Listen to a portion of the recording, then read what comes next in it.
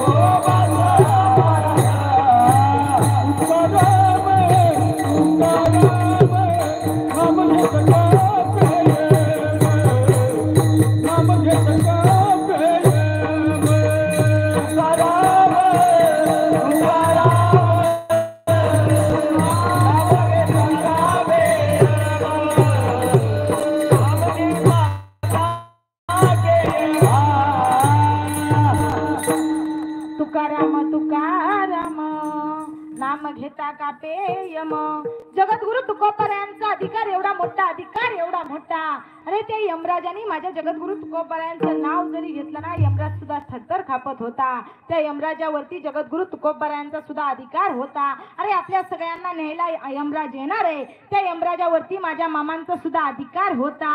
माझ्या मामांनी त्या यमराजाला विनंती केली आणि यमराजाने त्या माणसाला आहे तसा प्राण परत दिला। ऐका गडे ऐका, त्या पत्नीची प्रार्थना माझ्या मामांनी ऐकली आणि तिचा पती तिला आहे तसा परत करून दिला।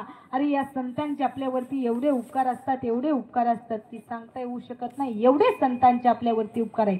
काय सांगू आता संतांचे उपकार, मज निरंतर जागविती। मग मामांनी आपल्याला काय केलं, अंधकारातून ज्ञान रूपी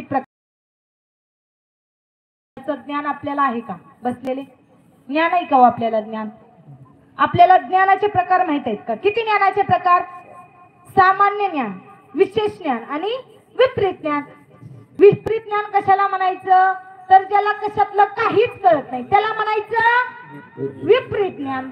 सामान्य ज्ञान कशाला म्हणायचं, ज्याला सगळ्यातलं थोडं थोडं कळतं त्याला म्हणायचं सामान्य ज्ञान।